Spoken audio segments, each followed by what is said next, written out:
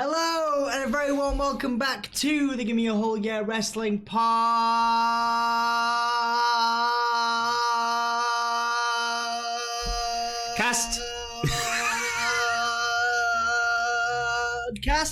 My name is Dom, and my name is Ant. I'm gonna carry on. I got some lung capacity. You have got some lung capacity. That was like a fraction. One day we're gonna do an entire podcast. You blow all day and all night, and everything you see is just blow like her. I don't know, man. It was Blue Ever Die. Oh, that's an amazing tune. Eiffel 65. When's that coming? That's like a few years away, right? Probably is, yeah. Probably 99. is. Yeah, man. Wrestling Rewind number 64 in your house. Number 64! 15. A cold day in Hull.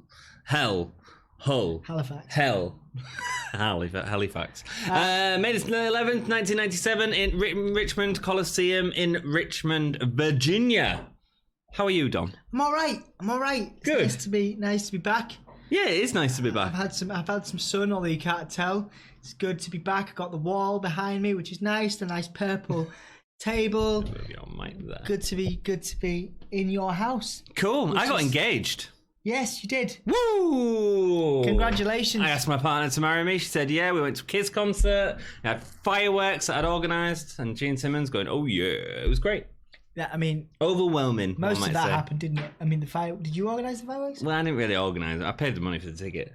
That's pretty... I mean, kids pretty are sweet. Overexpensive and overrated. Shut up. May the 11th, 1997, Richmond Coliseum in Richmond, Virginia.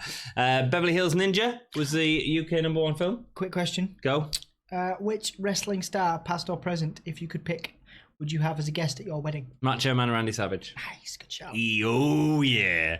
#1 UK song was Gary Barlow, Love Won't Wait. Gary Barlow had a lot of UK #1 songs, man. Gary Barlow is still popular and was very popular. I went to a show with him not long ago and he was still, like, going. I mean, obviously he's still going. Yeah. People love him. Yeah, people do. Apparently so. We've got a lot of comments from our WrestleMania 13 video. Thanks to one person. So thank you for that one person, and because of that, we are going to read out them comments and interact with them. Jack. It is Jack indeed. Jack is a good friend of the Wrestling Podcast. Thanks, and Jack. does a lot of work on the Facebook page with us. So I'm going to read out the comments. If you think of any comments during the episode, you want to know our opinion on anything, just shout it down below, man, and we'll try and read it out during the next episode that we film. Rosemont is about Chicago as Scotland is in England. 13 had the best single thing ever. Austin, bleeding, buckets, and passing out rather than submitting. It was great. What a great idea, whoever did it, man. Yeah, that was. And they I wonder whose idea that was. They bought it up, probably Russo or something. I reckon Patterson. Maybe. I reckon Patterson. I don't know whether Russo was working at this time, but yeah, that was clever. Congratulations to Pat Patterson. At the time of filming, he's just had a 24/7 title reign. Yes. Congratulations to Pat. Jack M says SmackDown wouldn't start until just after SummerSlam 1999. This pay-per-view was unsullified by that huge fisting. Cheers, Jack. Sorry, what? The huge fisting at SmackDown. Oh, the fist. Yeah, the fist. Did you like the fist? The SmackDown fist? Yeah. Not really. I liked it. It was a bit It's a big intrusive. prop, wasn't it? I like it. It's iconic. Naked Midian, worse than Beaver Cleavage. Oh dear. I think that's because he said Naked Midian was worse than Beaver Cleavage. Beaver Cleavage was really, really low. That was bad. Well, I mean, Naked Midian lasted longer. I'll take the slop drop over Rock's sharpshooter. I think, no, I'd rather take Rock's sharpshooter, especially at this point in his career. Beaver partnered up with Goldust around, Bearer. Beaver partnered up with Goldust around Canadian Stampede, which is a near perfect pay-per-view, although a perfect pay-per-view was WrestleMania 17. We're getting close to reviewing Canadian Stampede, and I'm really looking forward to reviewing that one. A lot of people speak very highly of it. We're coming up to a very good time in wrestling history. This pay-per-view particularly had some really good flashes of future feuds, of the faction wars. Obviously, we're just starting to see maybe some faction wars returning in modern day WWE with the OC being the old Bullet Club and a few things. This was a great time, as you've said previously in the previous It was a good time for the stables, man. Stables wrestling and factions. Stables are great in wrestling. They feel like a dominant threat, and it's not just a powerhouse monster. You know, it's an interesting dynamic. Jack M also says, as the ringmaster, Austin was a technical masterpiece, but he was kind of shattered to me when I realised that after Owen breaks his neck, there's no chance there'll be a move to Steve's head, and considering Taker and Kane's finishers. Yeah, man. I mean, we get a tombstone in this pay-per-view, which looks rough, actually. It looks like a rough tombstone from Undertaker. Yeah, it was a shame about what happened to Austin with Owen Hart, but he still had that brawling mentality, man, and that's what made Austin so exciting. You can make it work with the right performer. There's obviously numerous performers on the roster today, and at this time, Brian Pillman was a good example of someone that you didn't need in the ring all the time. Do you know we haven't even seen him in a pay-per-view match yet? But to be a very integral on-screen character. Yeah. And there's numerous examples of that as well. These days, not necessarily performers like Paige even, where people have these great characters that are worth screen time. It's not that they're wasting screen time. No. But they can't perform to the level that they used to be able to do. No, it's cool. Yeah, cool. So thank you for them comments, Jack. If anyone else has any comments, bang them down below. We'll mention them and give you a shout out. Thank you to Jack M. You rock.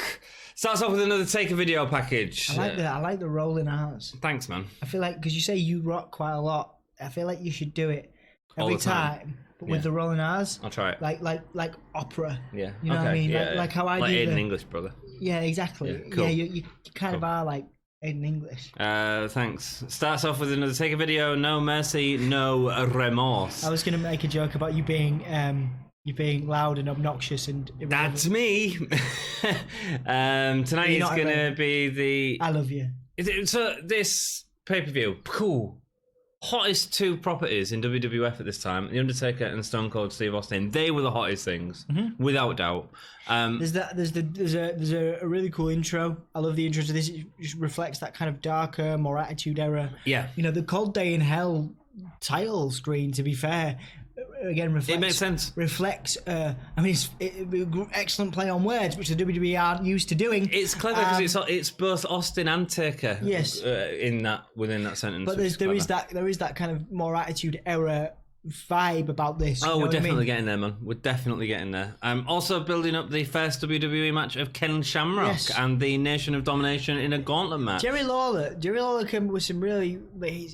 He's like quite close to the bone on this commentary. Like he said, it's Mother's Day, so I hope you've kissed your mother goodbye, Shamrock. Stuff like that. And it's like you're a bit harsh, mate. And then the ironic thing is, at the end of the episode, they're dedicating it to someone who just lost a life. Pat, I don't know. It could have been Pat Patterson's moment. It sounded like it, but yeah. Tito Santana was on the Spanish announce team, and on the American announce team we have Jim Ross and Jerry Lawler. And my God, is it better than having Vince McMahon?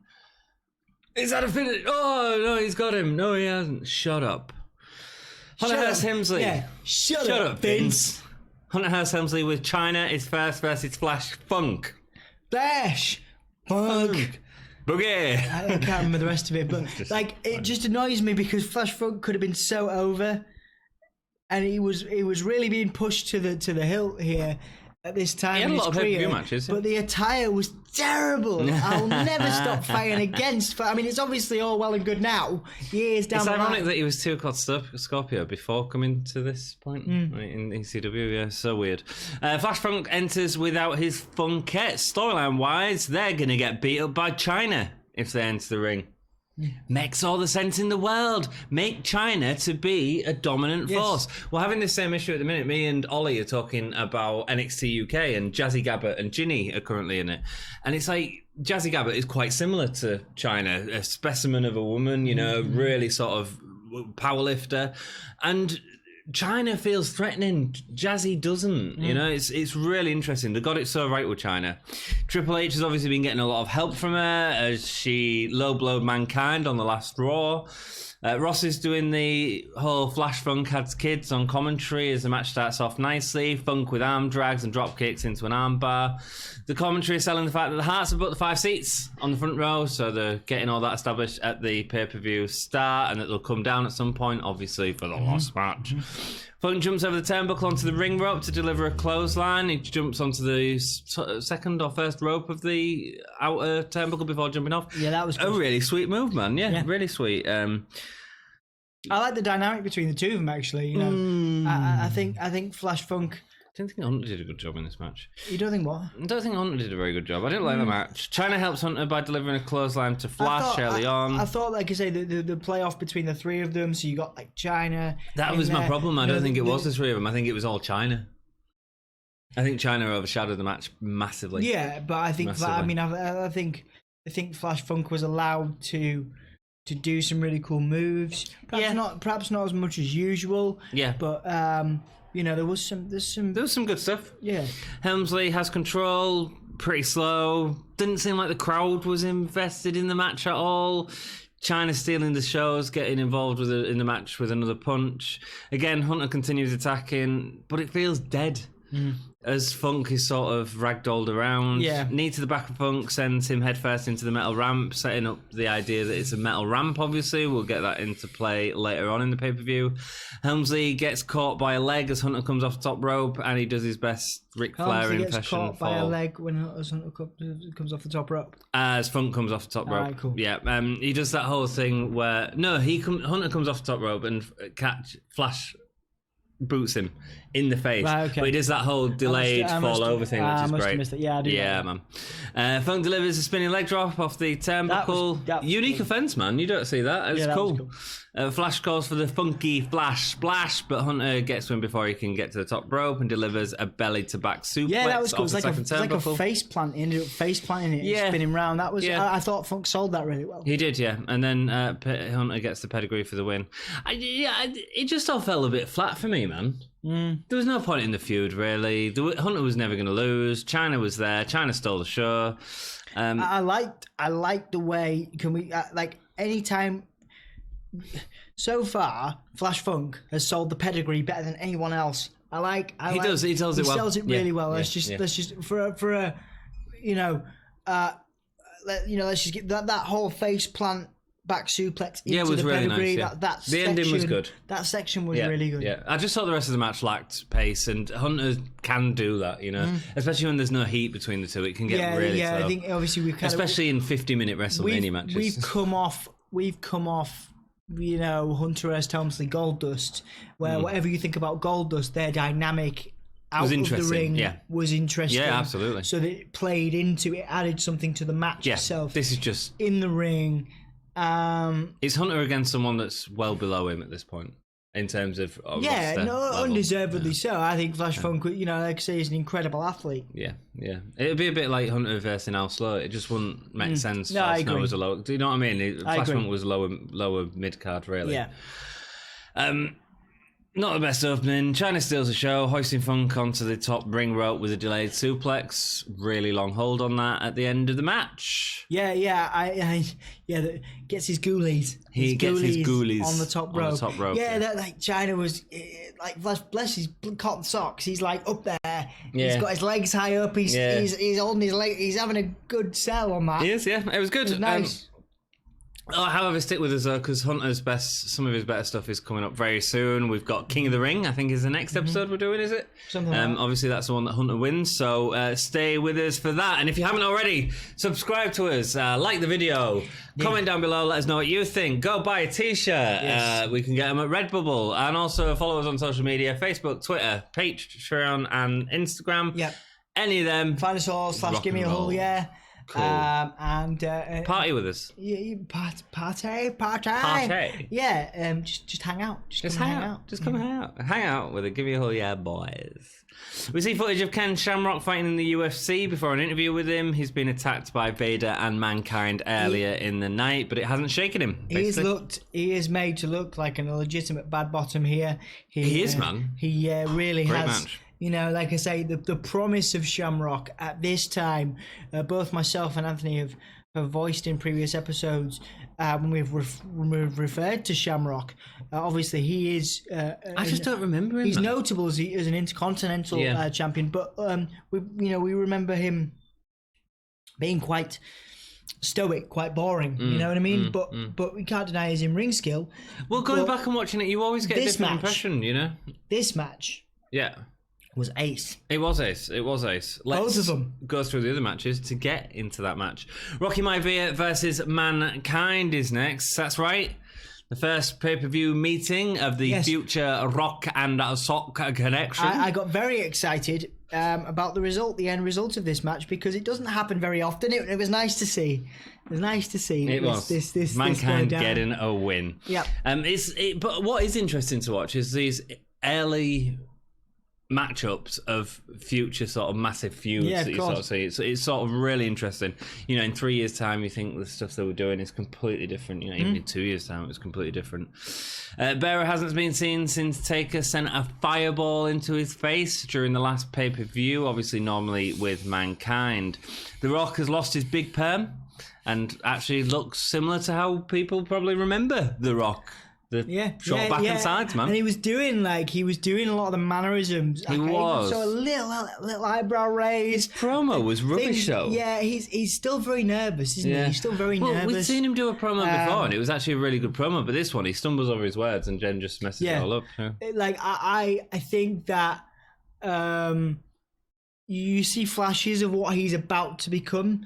But also small flashes, you know, like I say, the face stuff, some of his, and in the ring, he's giving it all this with his arms, which is obviously something he does quite a lot, and he's quite disdainful. And the rock bottom's really starting to develop as a move. He's quite disdainful towards Mankind, even in his baby face kind of thing. You know, you see his facial expressions. You know, how the Rock goes. You know, he's like that kind of. What's thing. He like? You know, he's just when he can't be bothered. You know what I mean? Yeah. He's like, you're beneath me almost, and you see flashes of that even in this babyface character. Yeah, Mankind takes all of the bumps at the start of the match. Absolutely, back body drop hitting him hard on the mat. Rocky delivers a power slam. Didn't have much impact. Again, Rocky's still green, man. At this point, Rocky gets a lot of offense, but it's pretty boring. I mean, Mankind mixes it up by flying into the Rock off the apron with a senton, and that's sort of like one of the bigger high points, but it's all just a little bit bland again, and the crowd didn't care, neither did I. No, I mean, I really enjoyed anything Mankind does at this time. I'm a fan of his work. Big time. But this is a shadow, of course. He was doing his best. It's a shadow, of course, of what is going to happen. What's going to come. But he was doing his best with the Rock. The Rock couldn't sell the offense. Does that make sense? No. Mankind, the setup for the best spot of the match, that's where Rock delivers his slaps to the Mankind on the ring ramp before delivering a rock bottom onto the cold, hard steel. Mankind is selling that he can't even stand up after an Irish whip.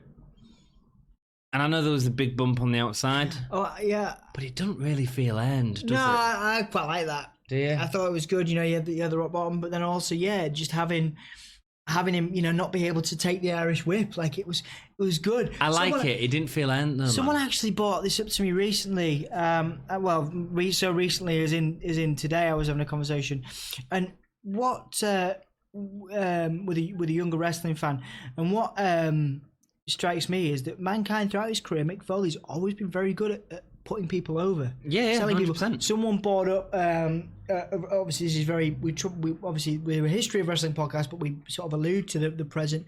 Someone mentioned that the best bit of Raw, the most Raw reunion thing, was there was a notable difference between how Mick Foley approached his return to how everybody else approached theirs. You saw the older guys go over against the newer guys. He was putting a guy over. And you see Mick Foley putting Bray Wyatt over. And that, I haven't watched the full thing, but he was saying to me that happens nowhere else on this card. It's great. And then you look back at this, and he was really putting the Rock over this time, he puts Austin over frequently in coming months. Look at Taker, man. The rise of Taker was Mick Foley. I never thought about it. And if someone was saying Triple H owes a lot of his career to Mick Foley. 100%. So like someone said to me, like, it was Mick Foley that was responsible for pulling Triple H back up after some significant slumps in his career. Yeah, my favorite part of Triple H was Mick Foley. Yeah, like Triple the Royal H, Rumble 2000. Great. Apparently, in interviews, a few brief interviews that Triple H gives, he doesn't acknowledge Mick Foley for that. You know, and it's very interesting. It's just obviously Mick Foley's just a very nice human being. Talented. Yeah. Rocky... It makes me think more different about his career too, because I always go, I wish Mick Foley had been a champion another 6 or 7 times, but no, not at all. In context, didn't need to be. Made it special. Yeah, in context, you know, I feel better about it actually after having these very recent discussions and watching back all this pay-per-view, because that was a very small, going back to this, very, you know, obviously rock bottom and everything fine, but like, it's a very small thing, like Shawn Michaels. We talked about. Shawn Michaels is incredible. We talked about, you know, him. The Mick Foley Shawn Michaels match is so with underrated. those spots that you brought up. You brought frequently about. You know, like you don't. I don't think about those things. I go, why didn't Cactus Jack get a run with the title? Yeah. But you think about it in this context, going back and analysing as wrestling historians as we are, it's interesting to go back and look at it this way. We're not wrestling historians. We are. We're 2 dudes with a podcast. 2 dudes with attitudes. Rocky ends the match with a sloppy shoulder breaker, which the crowd boo, and goes for the crossbody, but Mankind locks on the mandible claw. That was a nice. I quite like the crossbody. I'm not gonna. He does this weird like kind of finish thing, and you know, and it's like, okay, what's coming up? Oh, it's the crossbody. Okay, but I like the roll through. You don't often see Mick Foley doing that. Yeah, I often see Mankind getting a roll through. And he gets the win with the mandible claw. Claw. But it was a rubbish match, apart from the rock bottom on the ramp. That was cool. Piano music as the deranged one celebrates his victory. I love that bit. Yeah, it's nice. We don't hear it enough. What do you think of the match? Do you enjoy it at all? It was. It was a way to elevate both artists. Was it? Both performers. I thought it was a step down for Foley, really. I think it elevated The Rock in a lot of ways, and I think that's what it needed to do. Yep. And I think it made Mankind into a legitimate. Mankind was legit anyway. He was main event. Kind of. So I think it served a purpose. I'm not saying it was the best match either of them will ever do. I'm just saying I think it served a purpose. It was rubbish.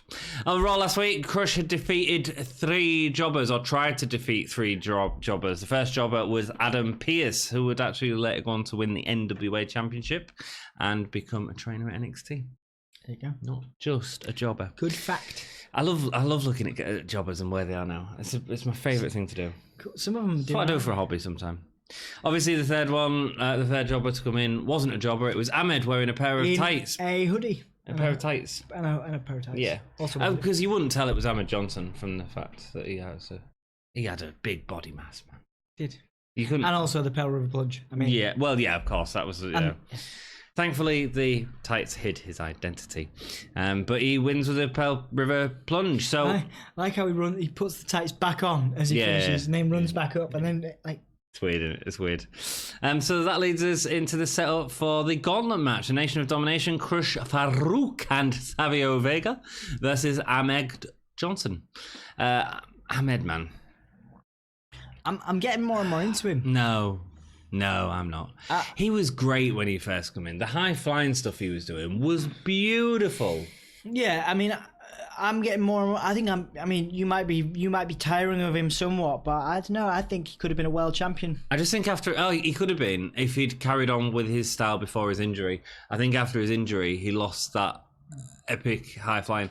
We've talked about that in previous episodes. I think definitely he lost a step. Oh, big time. Due to his injury. Big time. But it's one of those guys where you're like, shoulda, coulda, woulda. Just like Farouk, just like 100%. Yeah, it could have been. Yeah, it could have been.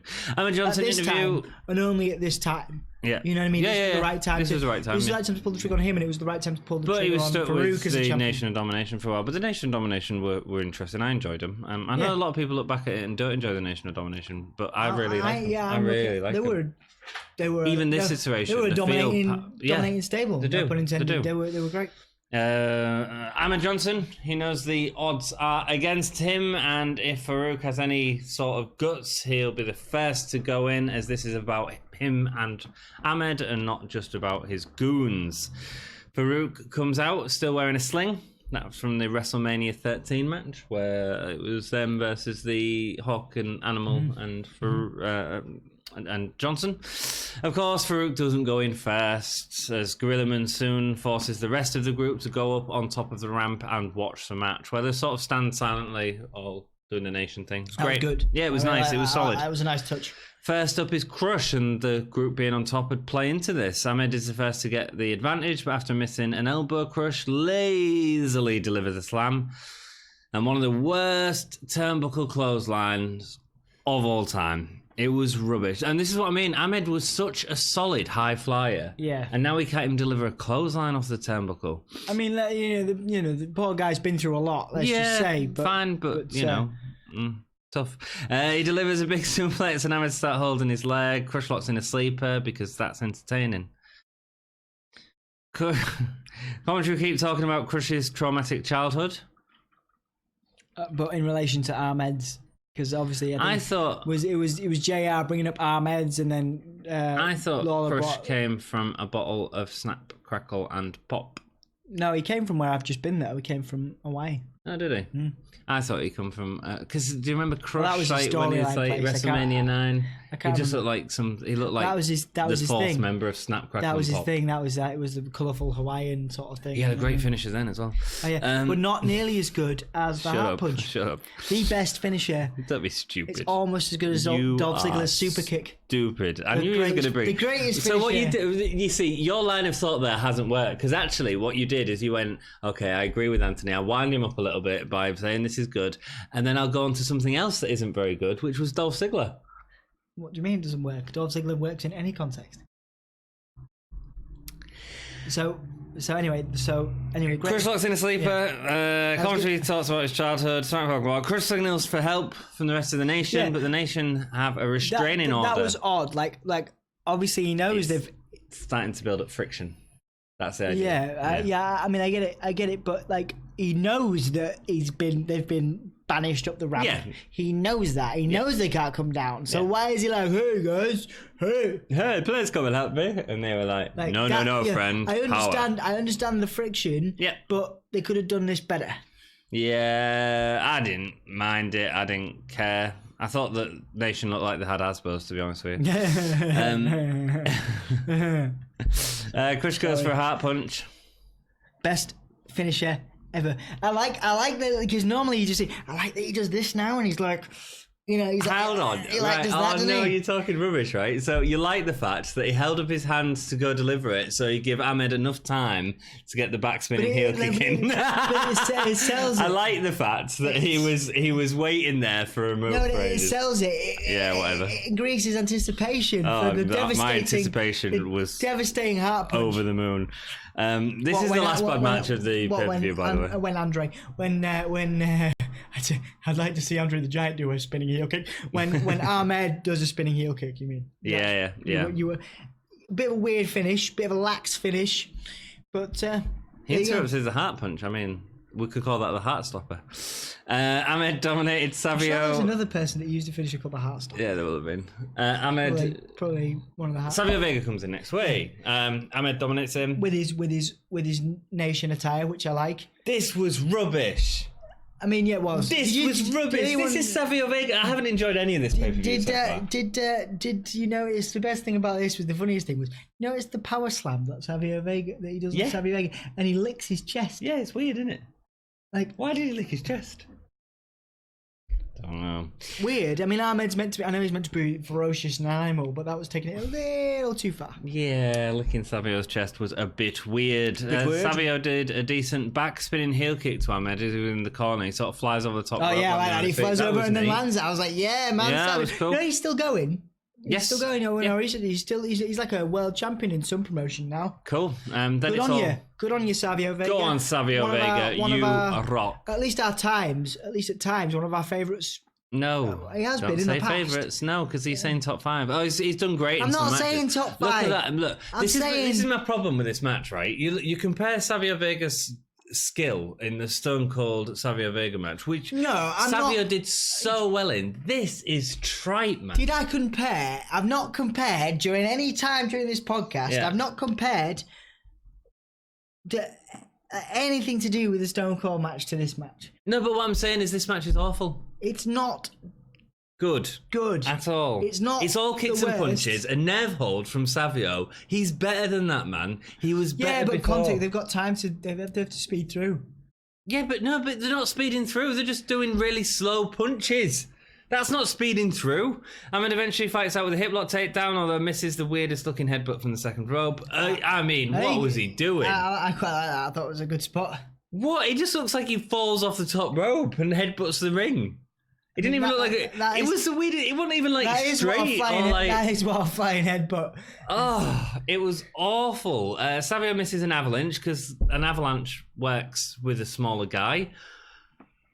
He's not Yokozuna. He's not Earthquake. That's where we do the avalanche miss spot. Not Savio bloody Vega. Which we saw later on, the most unlucky finisher of all time. Talking about one of the best finishers in the Hart Punch, one of the worst finishers and the most unlucky finishers is anything Vader does from the second or top rope. Sorry, that was great, actually. I just caught a glimpse of talking about unlucky. I've just caught a glimpse of our new Prime Minister on the TV being an absolute wally. Let's not go into politics. Sorry, just before I get upset. It's a weird time. We've just taken a massive heart punch in the UK. Ahmed hits a power slam and then licks. I'm glad you noticed that too, because I was like, is he going to notice? And I'm going to bring it up and you're going to go, what? Did Ahmed lick Savio? Calls for the power of a plunge. Savio rolls out of the ring before getting himself a chair and getting disqualified by folding the chair over Ahmed. Makes sense. Cool. Farouk comes down. First match since WrestleMania. Savio Vega totally got disqualified. Totally fine. First match since WrestleMania. Starts humiliating Ahmed with slaps. Ahmed nearly gets a roll up. There's no wrestling. Can we just say, obviously, he's had the arm in a sling. He's had the sling, and the whole thing is he's building up this. Crush had the flu. They've all got illnesses. Yep. But then Farouk, most of all, had was it broken arm? But he had his arm in a sling, and then he took it off. Nothing was up. Clearly, it was storing. It's fine. Fake. It's fine. He was injured for a while, but obviously not now. Not now. Ahmed hits Spinebuster, followed by Power of a Plunge, but he gets the slow cover for Farouk to kick out last minute. Farouk kicked out of a Power of a Plunge. But he told that he was injured and he was having a rough time. Farouk kicked out of a Power of a Plunge. But I think it was necessary in context. Yeah, absolutely. It was good for the crowd too. And Farouk hits the Dominator for the win. Like the Dominator as a finisher. Yeah, it's good. I liked it in this one. Not all the time, but I liked it in this one. It's better than Bobby Lashley's. Yes, Farouk was interesting match. It was interesting because it was Farouk back in again, and these two actually had heat. The rest was boring. What happened to Ahmed, man? He was so good. There's even with Jeff Jarrett, he was better than this. Played with injuries, Yeah, it's weird, isn't it? Wonderful high flyer. Now he seems gassed in the ring. Yeah. Anyway, we see Vader versus Goldust from Raw, which had Shamrock on commentary. Vader called Shamrock into the ring after the match, and after spitting on him, Shamrock dives into the ring and tackles Vader to the floor. Then we get an interview with Vader. We're reminded of his attack earlier tonight. Vader says he knows nothing about wrestling. It's time. I was going to say we're also provided. We're also reminded what time it is. Yes, it's time. Which I like that. I always like.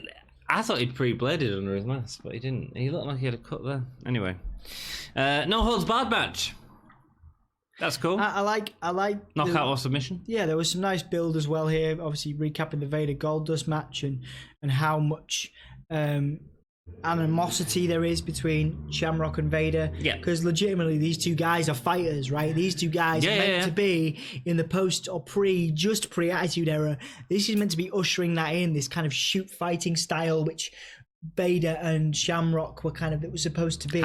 Well, Shamrock opened up his own wrestling company as a shoot fighting. It was supposed to be, you know, it was supposed to have that vibe, that kind of wild, I'm gonna kill you in real life, but it's going to be fake because it's wrestling. I mean, this match is great. It's one of them matches where we don't really say that too often these days about Vader matches, and I know we're big fans of Vader. I love Vader. It's one of them things where you probably years ago watching this, I probably wouldn't have enjoyed it as much, but like getting older and like enjoying watching more stuff like that and different styles of wrestling. Yeah, you forget. Like, it was nice to see Vader mat wrestle. He was, a lot of times he mat wrestles here. Yeah, he does, like, he's talented. Let's talk a little bit, because it is the pay-per-view debut of Mr. Ken Shamrock. I'm going first because I've got a lot about his childhood. He grew up in Air Force bases as his father was in the service. As a kid, he had to fend for himself a lot, growing up in a rough area and getting into fights with other kids. At the age of 10, it was the first time that he run away from home, and he ended up getting stamped by another kid that had run away from home, ended up in hospital. He'd keep running away from home, sleeping in cars, until he'd eventually find himself in a juvenile hall. I think it was 14 when when he changed his name to Shamrock. He got adopted, or fostered, I think is the word. He was an amateur wrestler. I never knew that. I always thought he just went straight into UFC. As a senior, and he qualified for the state championships, but he broke his neck days before the event, ending up with him having to have surgery. He continued training as a wrestler and ended up in Japan. This is the interesting part, really. In a match in the Tokyo Dome, he had a legitimate match against kickboxer Don Nakaya Nielsen, submitting him in 45 seconds. Now, one of the things that's interesting about this is people had always told Shamrock that no one had paid to watch people real fight, and he realised actually after this match people would. Yeah. So wrestling's like, it's all these predetermined rules, it's predetermined outcome. What he did is he went and formed his own company with a couple of other guys who felt the same way that he did, and they called it Pancreas Hybrid Wrestling. So it had the same as wrestling rules. It was break up on the ropes, no closed fists, that sort of thing. But it was fighting without predetermined finishes, which people found was interesting. Then later on, UFC came around, and Shamrock was actually part of the very first UFC event. Yeah, he's UFC, got a lot of history there. He's still going. I think he still does. I think he's retired now. I think he still does the occasional thing. Recently. He's been doing the odd one. No, I think thing. he retired this year from UFC. He retired this year. I think so. I've definitely seen some stuff about him either coming back or doing something. Yeah, he did. Yeah, still involved. Yeah. He's still involved in some way. Yeah, I think he wants to get back into wrestling. To be honest, a UFC 6. How old is he now? He's got to be close to his 50s, if not 50s. I know he's still got it. He's still got it, man. You know. I suppose. UFC 6. He won the UFC Super Fight Championship. He was considered the #1 mixed martial artist for a long time in the world, and he also wrestled with TNA and was briefly the NWA World Champion.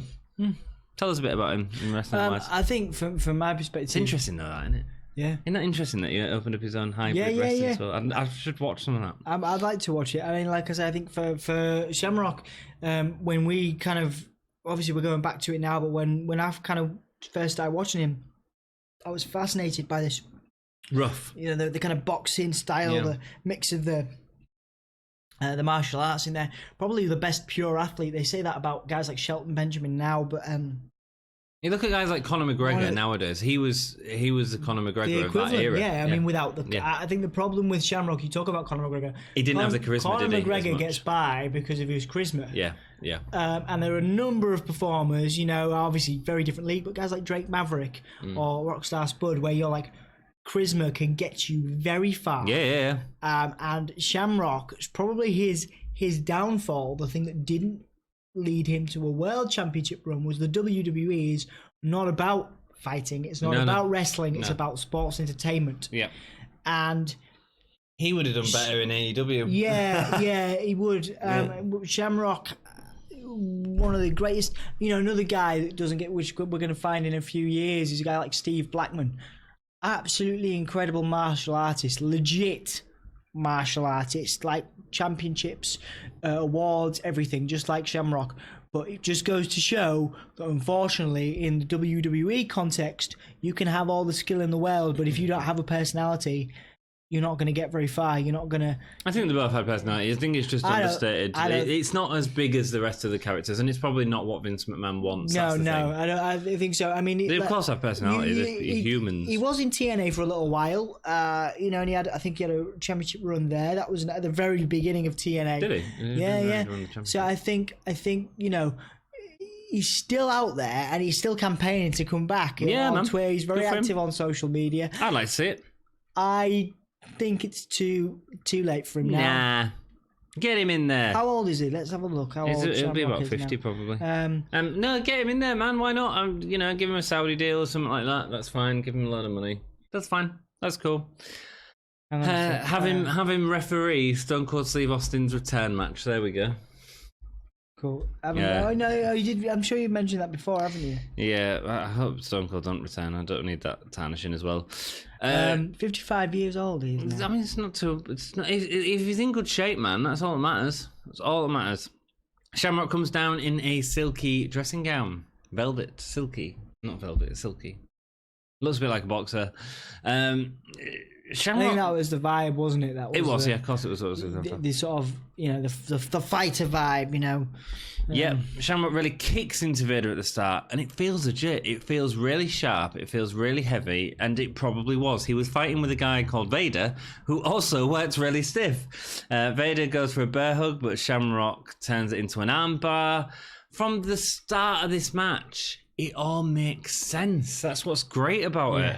Shamrock delivers a back-to-belly takedown on a much bigger Vader. That was nice. Well, the crowd popped because it's the first time they've seen him do a move. That's great. It was huge as well because of the size difference. You legitimately believed that Shamrock was a contender. A bad bum for sure. Shamrock again with a back belly. It was simple, but it feels legit, and it feels like a UFC guy coming into wrestling. Even in a lockup, they're really ragdolling each other around. Shamrock goes for a leg lock submission, but Vader slides out of the ring again. It was nice, Vader doing that psychological thing. I know the wrestling game better, so I can do that, which was cool. There was a lot of moving towards the ropes, and I think JR alluded to the fact that both of them alluded to the fact that this was alien for Shamrock to have to deal with. It's very nice. It was very, like we said in the beginning, very cool to see Vader in that position. You see him, he's the hulking. Vader was the right guy at this point. I mean, if Vader wasn't the champion, which he should have been anyway, but look, he wasn't ever going to be back to that. However, this was the right guy to put Shamrock over, definitely. Shamrock eventually gets put down with a really short clothesline. Vader grabs his hand, pulls him into him, and sends him crashing to the mat. Yeah, that clothesline was beefy. Beefy clothesline. Oh, and that's not the only one. There was another one later on that was incredible. Shamrock was doing some nice roll wrestling on the mat to try and get him locked into an ankle lock or an armbar. Vader was able to lift up when he did have him in an armbar to slam him out of it. There's a nice point where Vader horizontally lifts Shamrock and just drops him out of the ring onto the floor. That was really cool. Big spot there. Vader uses the ring steps and keeps slamming his head into him. Shamrock battles out of an ankle lock, but Vader puts him down with an avalanche. Vader goes to the top turnbuckle for a moonsault, but Shamrock rolls out the way. Or sort of. But again, he rolls right into the position for Vader's head to hit him on the way down. We alluded to this earlier on, like this probably at this time is the unluckiest move. Oh, the unluckiest. Like I can't remember the last time we saw Vader hit a moonsault, or for that matter, a Vader bomb. We didn't really hit this. He just sort of hit his face into Shamrock. I don't understand. Like okay, as a performer, even though I know it's all written down, I suppose, or most of it. You go to the second rope and you do the Vader bomb. You don't go up to the third rope after pausing for half a second and then go up. You do the Vader bomb because the Vader bomb can win you some matches. The Vader salt can win you some matches if you could actually hit it. At this point, it's a bit like Ric Flair going to the top rope. It's almost laughable. When Vader goes to the top rope, you know he's going to miss. It's kind of funny. You do. Yeah, I think Vader broke his nose probably at that point. It looked like his nose was bleeding, wasn't it? So because did you hit Shamrock's back? It was, as he was rolling away, it sort of hit Shamrock with just with the front of his face. Then we get a corner section. This is great. So there's multiple hard-hitting flourishes. Submissions. There's loads of submissions in this, like little submissions in there. You can see that Shamrock is jabbing at Vader, and you can see Vader taking it, but you can also see that nasty side of Vader where he's like, "I'll take it for now," and then he whacks him. He proper swings for Shamrock, connecting really hard, knocking him off his feet. It follows through all the way. It wasn't pulled back at all. It's great. There's definitely whether it was storyline or not. There's a shoot fighting element to that for sure. But these two were both known for it. They both went in there with the intention of, let's just beat each other up a bit. That's how I feel about. When Ronda Rousey said she was having a match with Stephanie McMahon, I was like, that's fine. I don't want to see any wrestling. I want to see Stephanie McMahon get beaten up and say, this is the payday. This is what I have to do. Go out there and just get beaten up. And it's sort of what she did. She did a bit more wrestling than I wanted. But that's what it needed. It came across really, it came across really well. That match was great. Yeah, it came across very well. But that's what it sort of needs, It needs just... These UFC guys sometimes need to just go in there and really just... Smash. And Vader was the guy to do that with. It was great. Mm-hmm. The third ankle lock after two is we get a tap out. I thought it was a bit weird that he went for two. I thought it felt a bit scurry towards the end. I think it was kind of a build-up, wasn't it? Because there was different types of ankle locks, and then leading into there was a couple of different like there was a single leg Boston crab that came up, and a few things leading into it. Yeah, which I don't think it needed. I think it's like Kurt Angle. You just need a sudden, sudden cinching it on, and it pops the crowd. Really enjoyed this match. Yes. Great match to go back and watch. Vader limps selling Shamrock's ankle lock, which is great. Mm-hmm. What are your thoughts on the match? I really like it. Might be my favourite. In fact, it probably is my favourite of the night. But we'll go and review at the end of the episode. Next up, we have an interview with Austin, who doesn't give a damn about the 5 empty seats. As when the Hearts come out, he'll send them straight back to Calgary in wheelchairs. Hell is about to freeze over. As we see footage from Raw as Austin hits his stunner and Undertaker gets up and hits a chokeslam. Yeah, that was nice, really good. Even though Todd the Mullet has been left in a microwave, calls it a tombstone. It's called a tombstone, I noticed that. The early man. Yeah. Well, time for heavyweight championship match. 2 biggest guys in the company at this time. Stone Cold Steve Austin, the Undertaker, the current champion. Going at it, man. At a B-show pay-per-view. Yep. Big deal. Should have been safe for SummerSlam, this. I think it was there to legitimize the pay-per-view. It was there to legitimize in your house. Yeah, maybe. It was a big seller. I still think it should have been safe for SummerSlam. Cool. Okay. Cool. All right. You know what I mean? This is one of them big I understand that, but what would you have put in its place? Oh, anything. Flash Funk and Pat Patterson. But would it have sold? No, it wouldn't. Tickets? Who would I have put in its place? I would have headlined it by Shamrock. Shamrock and Vader. I think that would have been a draw. People from the UFC world would have been coming across to watch it. Yeah, did you notice? I don't think it's that way these days. You notice that Jerry Lawler was promoting a UFC event at the beginning. He promoted that the UFC were coming in. No, they're doing WWE now. They have a good relationship with Dana White. Right, okay. Because I remember they were promoting it quite heavily. Right, yeah, there was, yeah. And I'm not sure. I didn't know because of the Lesnar thing. At this point, it was still because Shamrock was still fighting with the UFC as well, so... There we go. Austin, huge sections of the crowd with 316 shirts on at this point. Massive. Undertaker as well, though. Undertaker gets a huge pop when he comes out. It was good. I love it. I love that battle. I love when 2 superstars, some people, you know what I mean? This is great. This is a really good face match. Yeah, sort of earliest times you see it. Well, we've seen it a bit before, but the big one everyone goes back to is Ultimate Warrior and Hogan, obviously. Yeah. But this is way better than that. I'm talking about as raucous, as frenzied as this. Oh, it's massive. I mean? Yeah. It is massive. I mean, it's the 2 biggest guys in the company. Everyone has been waiting for this match. It's great, which is why it feels like a bigger show for me. Yep. Undertaker gets a huge pop. All 5 of the Hart Foundation come down just before the match starts. Pillman, Neidhart, Owen, Bulldog, and Brett. Brett's in a wheelchair because of Austin. Earlier in the pay-per-view, there was an interesting. I think it was JR. No, it wasn't JR. It would have been Lawler. He referred to Bret Hart as the chairman. Nice. It'll have been Lawler. Which I like that. Yeah. Before Taker takes off his coat, Austin starts brawling as they both throw left and right. Owen goes. Austin randomly goes and attacks the Hart. Owen he attacks Owen and then the Undertaker attacks him too. That was cool. So Austin goes in and attacks him. Taker comes up behind Austin, throws him into the ring steps. Austin comes back and Taker comes back and then throws Owen back into his seat. Good. Frantic. Two faces, both doing the right thing. Good. Undertaker's moving a lot faster now, really running the ropes. Old school. Austin goes for a headlock. Taker tries to roll through for the pin. Austin won't let go of his head. When he tries to escape, he wrenches it back down. It goes on a little long.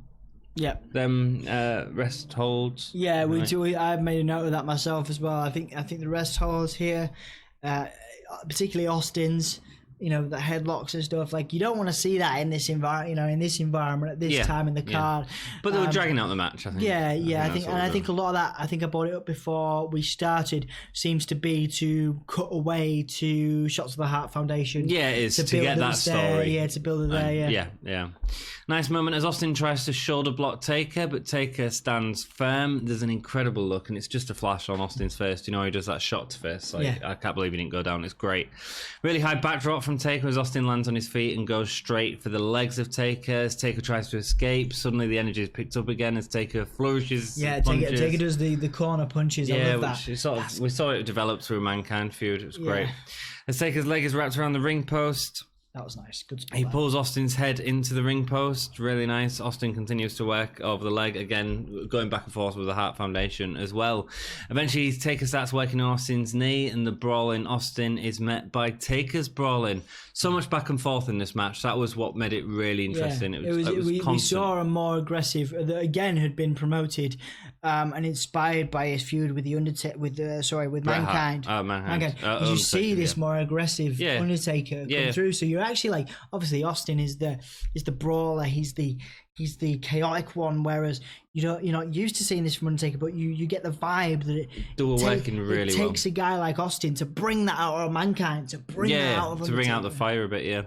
Eventually Taker starts working on Austin's knee, and the brawl in Austin is met by Taker's brawling. Austin signals a timeout, which is great. Taker's on top of him, and he just goes timeout and just walks away, which is just hilarious. It's funny, but Austin hits him with an uppercut underneath the knee of Taker, sending him out. That's awesome. Yep. Taker goes for old school for the second time. You should never do it if you've hit it once. Austin obviously hangs him on the rope, but Taker avoids a superplex. Like you see, man. Schoolboy error. Boom, boom, boom. Again, if you have listened to my ramblings, there was so much back and forth. So much. It was so good. It felt equal. It felt like you didn't know who was going to win, and this is a championship match. That's a very rare thing to have still to this day, even though, because obviously WWE have been very good at building Undertaker's character, even though he's a lot older now and is more prone to losing.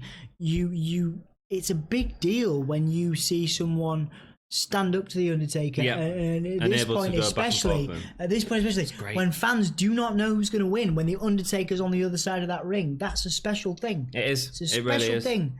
Even doesn't matter how big you are. We can talk about Psycho Sid, we can talk about Vader. You knew Undertaker was going to take it. You knew Undertaker was going to win. Yeah. But particularly with Bret Hart and Austin at this time, you're like, do you know? Yeah, do you know who it's can great. Take this? It's and great. There's not that many. It makes wrestling interesting. Yeah, there's not that many superstars through history where you've legitimately thought, he could have this now. Especially at WrestleMania, but throughout his entire history, there's not many that could beat him. Taker hits the sleeper, but Austin hits a jawbreaker, basically a stunner to get out of it. Beautiful. Austin hits a low kick and gets a massive telling off by Ebner for the low kick. Yeah. As soon as his back turns, Austin flicks his fingers up at Ebner. Yeah. Notice the fingers I'm using for YouTube. Nice. Thanks. Which is hilarious and great as well, because Ebner's unaware of these fingers that Austin's flicking at the back of his head. As Taker gets a low blow of his own, that was good. Austin starts complaining to the ref, "Oh, ref, he just low blowed me." And then Taker's low blows look vicious, man. He's always undercuts. He bends. He always like uppercuts. Your nads. He goes for the calves. He's like, poof, and it's like, ooh. You know what I mean? Like it doesn't. It's great. You know when you're like, okay, that's definitely fake. But when someone's like, it's great. Like, yeah. It's great. Anyway. So Austin starts complaining to the ref that Undertaker's low blowed him. Ref clearly, and he does the miming great, so the whole crowd knows what he's done as well. He goes, no, you did the kick. And then he flicks his fingers back up at Austin, which is a great little moment in the match. It doesn't detract from the match. It adds just a little bit more fun. It's hilarious. Taker then gets a massive choke slam, which Austin sells so well, especially in his face. Austin was a great seller. And then Austin hits a stunner and goes for the pin, but the ring bell starts ringing. Yeah. Eh? Who's that? You pesky pillman. You pesky pillman. So the ref sends him out. Taker locks on the tombstone. Austin reverses it. Nice, that was good. good. See the backflip reversal, which we see so many times across the years. But right now, at this point, it feels special. It feels really special. So Austin's holding him in the pile driver position. And then Taker reverses it again and hits that tombstone for the win. And then... we get a little bit afterwards, don't we? Yeah, Taker wins and the Harts go to attack Taker, which was really nice, pushing the ref out the way as Austin, instead of going to help Taker, he goes to Brett, who they've left in the wheelchair, and tips him out of the wheelchair, takes one of his crutches to the ring, clearing it out whilst Taker choke slams Owen with another great choke slam. And Austin comes out. He gets the crutch from Brett. That was a nice moment. Really good eye work. Really good. I thought Austin wasn't as vicious as he should have been when he got into the ring with the crutch. No, but I love that moment with him and Bret Hart. Oh, it's great. When he turns around, he realises that Brett's everyone's distracted by like... Taker and he's by himself. Yeah, it's great. It's hilarious. Hilarious. And that's why these two had such a great feud as well. There's a great point at the end. Taker is... they've cleared out the ring of the Hart Foundation. Taker is celebrating. The two look at each other. They're sort of showing respect because they've both got rid of the Hart Foundation. But Austin doesn't do respect. No, and stunners Undertaker to a gives him the old... Yeah, it's great. It's great. That's good. That's our new symbol. He does that. Yeah, I like how he does it too. He's like... It's great. It's great. It's so good. It's like the sort of petulant teenager, isn't it? But he's made it into his own. Where he's like. It's great. A good main event. Chaotic, mental. Yeah. Taker with the nice. Show. It was really good. I'm still gonna. Yeah. So yeah, we'll round it up properly. Right. Gay stars for this pay-per-view. 3.5. That's very high. I'm giving it 2.25. Look, it was two good matches. It was two good matches. And they weren't classics. I'm a lot more of a fan of Farouk, Flash Funk, and maybe Shamrock than you are. Shamrock's great. Shamrock match was great. Maybe 2.5. I'm gonna go with 3.5. Best match? Vader Shamrock. It's really hard. I think I enjoyed Taker Austin just because of all the chaoticness that was good. That was good, but I think Vader Shamrock, because it takes one of the podcast's favourites in Vader and legitimizes him in a time where he is very rarely legitimized. And he comes off looking strong rather than weak, which doesn't happen again. And then makes a Shamrock, who's a new guy, look like a boost. So I'll tell you one thing, right? Vader wasn't in a good point in his career in terms of his booking, etc. We've talked about that many times. Shamrock was a new guy. Them guys were going up in the sub match against the two biggest guys in the company, and they completely held their own in that match. Considering the main event was massive. Yeah, you know what I mean? That's big. Best performer? Ooh. Austin's really coming into it, man. Yeah, okay, I'll give it to Austin. I'll give it to Austin. Perfectly. And that's why people loved him. And it's people talk about the King of the Ring promo. I get it. It's cool. That was the start of Austin 2016. This is really what we know Austin to become. And that's really exciting. Yep. You know, he was great. Holy shit moment. I'm going to say, let's have a think here. So there's 2 points. That's a contender. There's the that huge follow through. I think the suplex from Shamrock to Vader was good. It was a nice pop moment. Cool. Go on, you. Sorry. The rock bottom from Mankind and The Rock was good. Cool. But I think I'd give it to Vader with that clothesline. Okay. I'm going to give it to the suplex from Shamrock. Cool. Rock and roll. That's another episode done. Thanks for watching. Don't forget to follow us on Instagram, on Twitter, on Facebook, /Gimme a Whole Yeah. Thank you for bearing with us. Please leave us a comment of the video. You can also find us on Facebook. We do post some stuff there, quite a lot of stuff there. Memes, current videos.